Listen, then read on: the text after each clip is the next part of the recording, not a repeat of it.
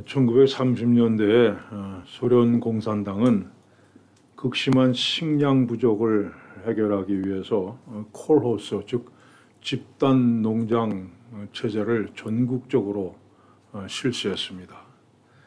그런데 생각만큼 효과가 나지 않았습니다. 농민들이 죽도록 고생해봐야 이게 내 거가 되겠냐 하면서 열심히 일을 하지 않은 겁니다. 이 고민을 하던 소련 정부는 감옥에 갇혀 있는 죄수들을 석방해서 집단 농장에서 일을 하게 했습니다.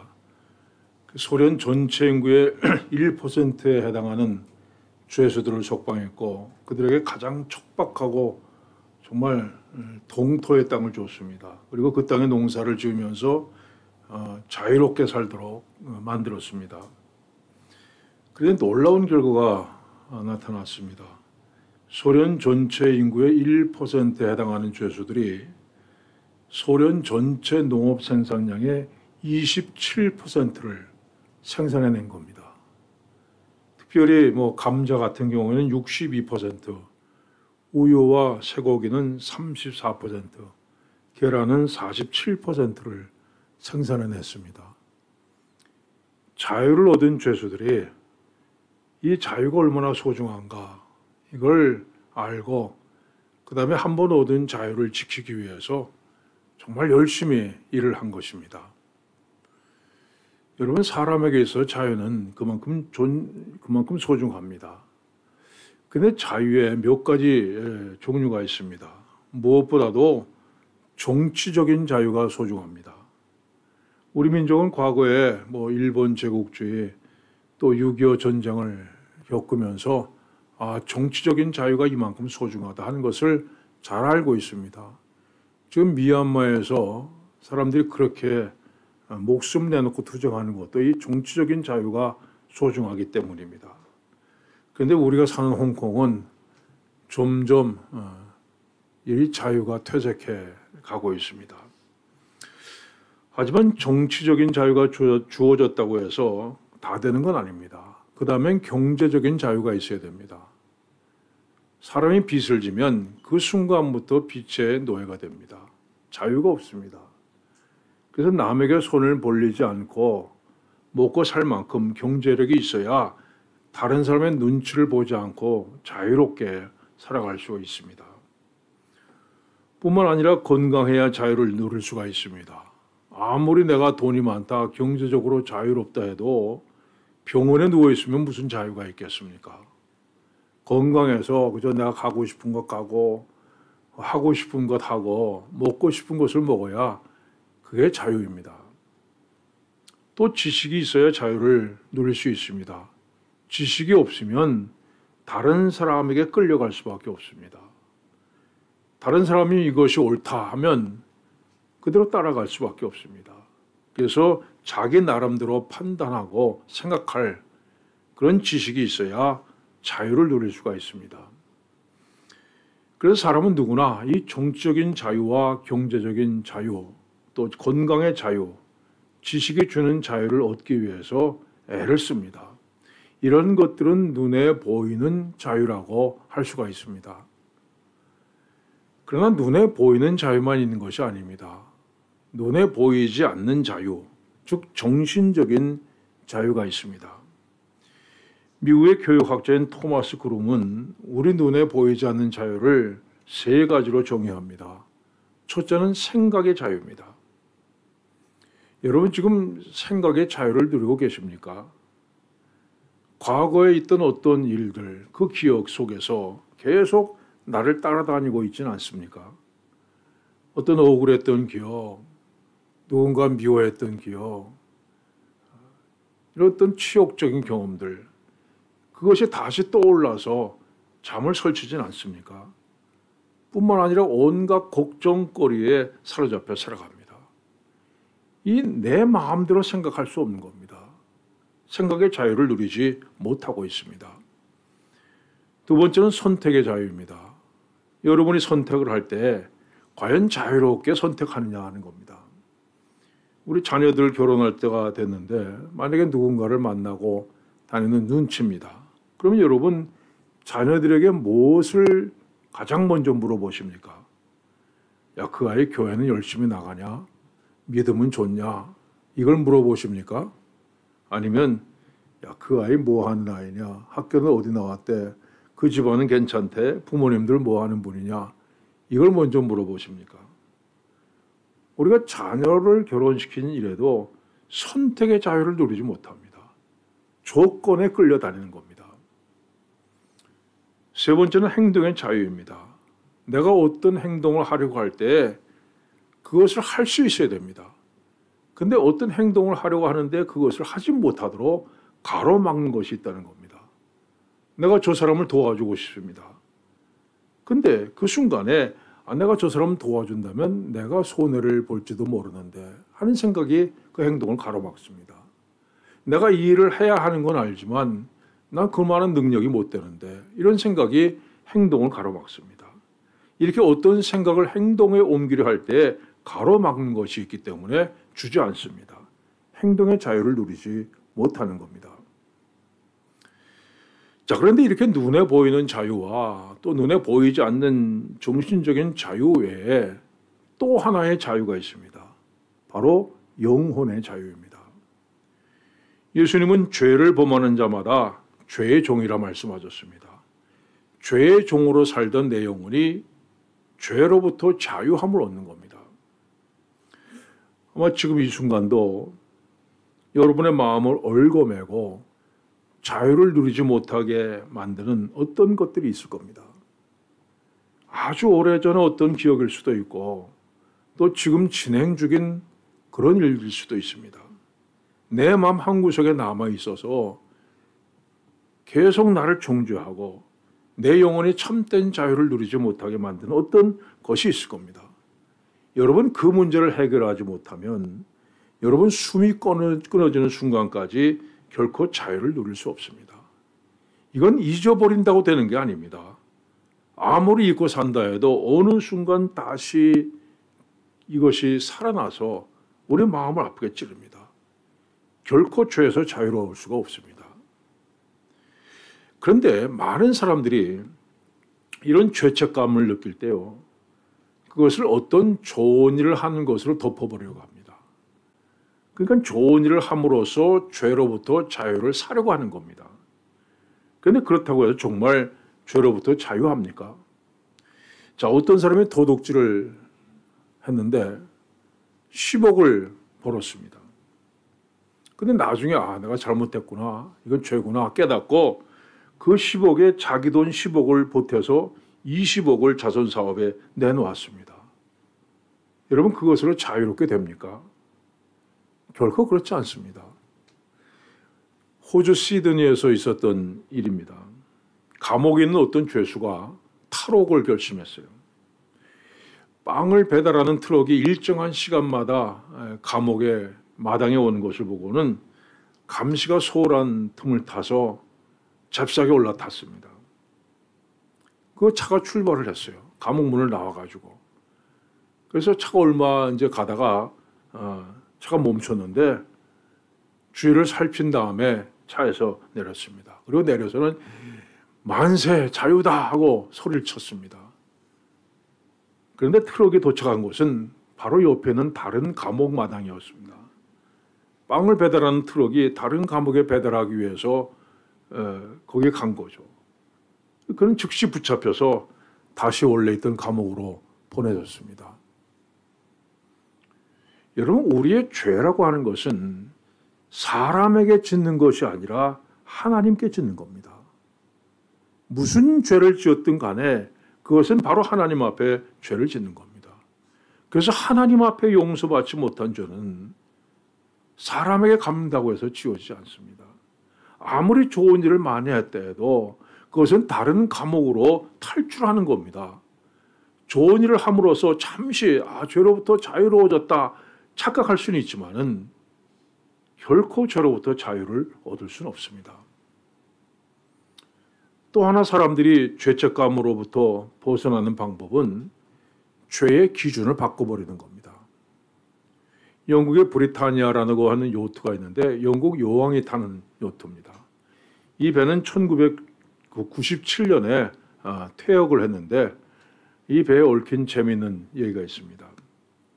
한 번은 여왕을 태우고 바다로 나갔는데 이 안개가 쫙 가까이 껴서 아무것도 보이지 않았습니다. 근데 저 앞에 불빛이 하나 나타나서는 점점 다가오고 있는 겁니다. 그래서 선장이 마이크를 잡고 소리쳤습니다. 앞에서 오는 배는 즉시 비켜라. 이 배에 여왕님 타고 계신다. 더 이상 가까이 오면 그냥 두지 않겠다. 어서 비켜라. 그런데 아무런 대답도 없이 불빛이 점점 다가오고 있었습니다. 그래서 선장이 다시 마이크를 잡으려 하는 순간에 저쪽에서 대답이 들려왔습니다.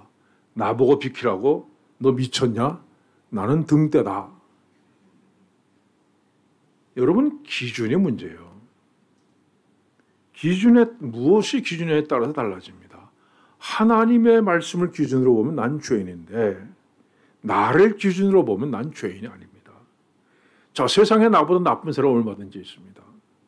무서운 죄 짓고도 눈 하나 깜짝 안 하고 정말 양심의 가책조차 느끼지 않는 사람들이 얼마든지 있습니다.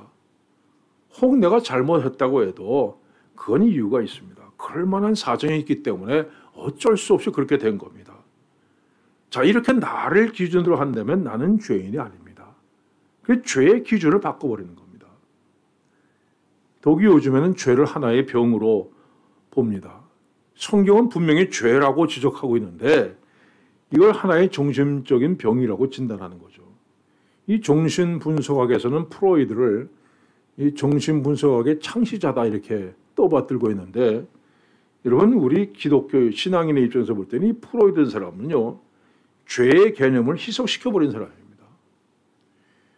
뭐 폭력이나 살인이나 뭐 성폭력 같은 거 모두 죄가 아니다. 이건 정신적인 문제다. 마음속에 죄책감을 갖는 것도 그건 문제다. 그건 정신적인 문제다. 이렇게 정의를 해버렸습니다. 그의 이론이 오늘날 온 세상을 덮어버렸습니다. 모든 죄의 기준을 바꾸어버리는 그런 결과를 낳았습니다. 자, 이렇게 좋은 일 많이 하고 또 죄의 기준을 바꾸고 근데 그렇다고 해서 죄가 없어집니까? 성경은 죄를 하나의 세력이다 이렇게 말씀합니다. 내 지체 속에서 다른 법이 내 마음의 법과 싸워서 내 지체 속에 있는 죄의 법으로 나를 사로잡는 것을 보는 거다. 이 사로잡는다는 것은요, 포로로 만든다는 겁니다. 사탄이 그 힘을 총동원해서 나하고 전쟁을 벌이고 결국 나는 사탄의 포로가 되어서 죄의 법 아래 살 수밖에 없다는 겁니다. 이제는 죄는 우리를 사로잡아서 꼼짝 못하게 만드는 하나의 세력입니다. 일단 이렇게 죄의 세력의 포로로 잡히면 그 다음부터는요, 악한 일을 안 하고 싶어도 안 할 수가 없습니다. 죄를 안 짓고 싶어도 안 지을 수가 없습니다. 그래서 사도 바울이 이렇게 탄식합니다. 내가 원하는 바 선은 행하지 아니하고 도리어 원하지 아니하는 바 악은 행하는도다. 그래서 이 죄의 세력은 깨부수져들지 않은 한 절대로 죄에서 자유할 수가 없다는 말씀입니다. 그런데 이보다 더 심각한 문제가 있어요. 내가 분명히 죄의 종으로 살아가면서도 자신이 죄의 종인 것을 깨닫지 못하는 겁니다. 자, 예수님께서 유대인들에게 진리를 알지니 진리가 너희를 자유롭게 하리라 말씀하셨습니다. 이건 무슨 말씀입니까? 너희는 자유롭지 못하다. 너희는 종이다. 그러니까 자유함을 얻어야 된다는 말씀이죠. 근데 유대인들이 이렇게 대답합니다. 우리가 아브라함의 자손이라 남의 종이 된 적이 없거늘 어째서 우리를 자유롭게 되리라 하느냐. 이게 맞는 말입니까? 여러분, 사실과 다르죠. 400년 동안 애굽에서 노예 생활했습니다. 70년 동안 바벨론에서 포로 생활했습니다. 시리아, 페르시아, 헬라를 섬기는 종살이했고 예수님 당시에는 로마의 지배를 받고 있었습니다. 그런데 그들은 우리가 남의 종이 된 적이 없다고 얘기합니다. 그 이유가 뭡니까? 종이라는 의식이 없는 겁니다. 분명히 종이면서도 우리는 종이 아니다. 우리는 종이 아니다. 종이라는 의식이 없는 겁니다. 마찬가지로 그들은 율법의 종으로 살면서도 자신은 종이 아니라고 생각했습니다. 여러분, 율법이 뭡니까? 창세기, 출애굽기, 레위기, 민수기, 신명기 이렇게 5개를 보통 율법이라 하는데 이 율법에는 이렇게 하라 하는 명령이 248개가 나옵니다. 그리고 이렇게 하지 마라 할 것이 365개가 나오죠. 그러니까 모두 다 613가지 명령입니다. 그리고 유대인들은 이 법을 지키기 위해서 세부 지침들을 다 안식일을 지키라 말씀했는데 안식일을 지키려면 이렇게 해야 된다는 그 세부 지침까지 다 정해놓고 아주 철저하게 지켰습니다. 예를 들어서 안식일에 누가 선물을 갖고 왔습니다. 근데 일을 하는 것이 금지되어 있기 때문에 그 선물을 손으로 받을 수가 없습니다. 그 선물 갖고 온 사람이 그냥 땅바닥에 놓고 가죠. 그럼 집으로 갖고 와야 되잖아요. 근데 손으로 그 선물을 들면 일을 하는 게 됩니다. 그래서 발로 밀어가지고 집 안으로 들여놓습니다. 지금도 정통파 유대인들은 이 율법을 이렇게 지키고 있습니다. 만약 가족 중에 휠체어 타는 사람이 있다고 하면 주일날 휠체어 손으로 미는 것은 이건 일을 하는 것이기 때문에 이방인을 고용해서 휠체어를 밀게 만듭니다. 여러분, 유대인들이 스스로 파놓은 함정이에요. 율법을 지킴으로써 죄에서 자유함을 얻는다 이렇게 생각했습니다. 자, 그러면 율법을 지킴으로 죄로부터 자유함을 얻는 것이 가능합니까? 성경이 이렇게 말씀합니다. 누구든지 온 율법을 지키다가 그 하나를 범하면 모두 범한 자가 되나니. 613가지 명령 중에서 612가지를 잘 지켰습니다. 그런데 하나를 어기면 나머지 다 어기게 된다는 말씀이에요. 율법에는 커트라인이 없습니다. 뭐 60점이고 뭐 90점이고 하는 커트라인이 없어요. 100점 아니면 0점입니다.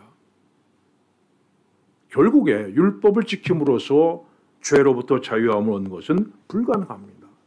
그런데 유대인들은 율법의 노예가 되어 있으면서도 그걸 깨닫지 못하고 우리는 남의 종이 된 적이 없다 얘기합니다. 여러분, 그런데 여기에 죄의 문제를 해결할 수 있는 방법이 있습니다.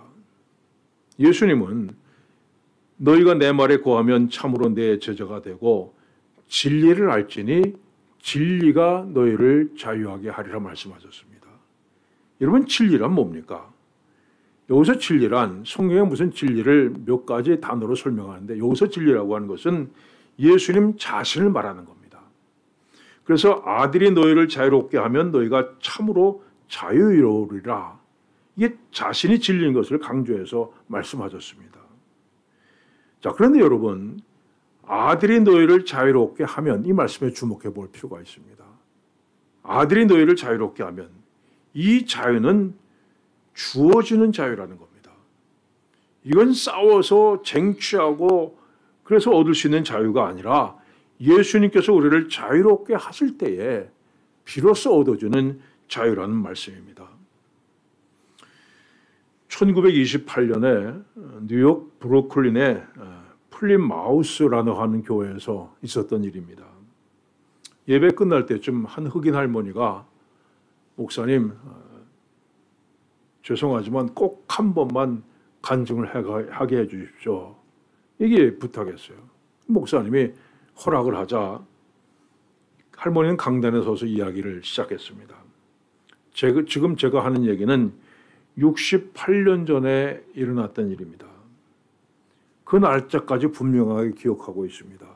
1860년 9월 19일, 그날은 주일날이었습니다.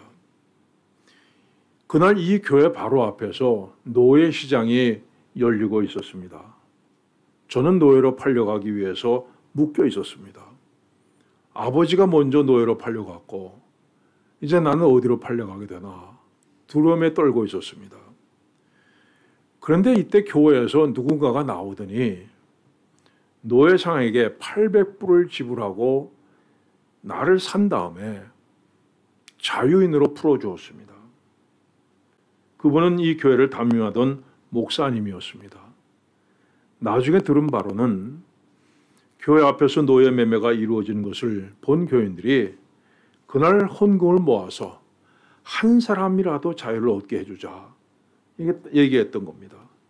그래서 내가 선택되었고 나는 자유인이 되었습니다. 그 이후로 나는 이 교회를 떠날 수가 없었습니다. 68년 동안 교회에 출석하면서 교회를 위해 기도하며 이렇게 한평생 살았습니다. 하지만 이제는 내가 늙어서 죽을 때가 가까웠기 때문에 이 사실을 꼭 밝히고 싶었습니다. 여러분, 노예는 스스로 자유를 얻을 수 없습니다. 누군가가 대가를 지불하고 그를 산 다음에 그다음에 자연으로 풀어줘야만 비로소 자유를 얻을 수가 있습니다. 성경이 이렇게 말씀합니다. 우리를 사랑하사 그의 피로 우리 죄에서 우리를 해방하시고, 예수님께 십자가에 달리셔서 피 흘리심으로 우리 모든 죄값을 대신 치르셨습니다. 우리가 맞을 채찍을 대신 맞으셨고 우리 대신 십자가에 죽으셨습니다. 그래서 아들이 너희를 자유롭게 하면 너희가 참으로 자유로우리라. 이 말씀대로 우리를 죄에서 자유롭게 만들어 주셨습니다. 사랑하는 여러분, 하나님께 사로잡힌 사람, 하나님의 은혜와 사랑 가운데 사는 사람만이 진정한 자유인입니다. 이것이 우리 주님께서 주신 자유를 온전히 누리는 방법입니다. 이 자유를 마음껏 누리며 사는 여러분들 되시길 축원합니다. 기도하겠습니다. 아멘. 하나님 아버지, 우리를 죄에서 자유롭게 해주시려고 하나님 아들 예수 그리스도를 이 땅에 보내시고 십자가에 달려 죽게 하시고 우리를 풀어주신 것 감사합니다. 그러나 주님, 우리는 아직도 죄에서 자유함을 얻었는데 자꾸 옛 생활을 그리워하고 다시 스스로 죄의 노예로 살아갈 때가 많습니다. 이제는 죄가 우리를 다스리지 못하도록 하게 주시옵소서. 우리가 죄 지을 생각 들 때 오직 성령께서 우리를 주장하여 주셔서 벗어나게 하여 주시고 다시는 죄의 노예로 사는 일이 없게 하여 주시고 주님께 주신 자유를 마음껏 누리며 사는 우리들 되게 하여 주시옵소서. 예수님의 이름으로 기도하옵나이다. 아멘.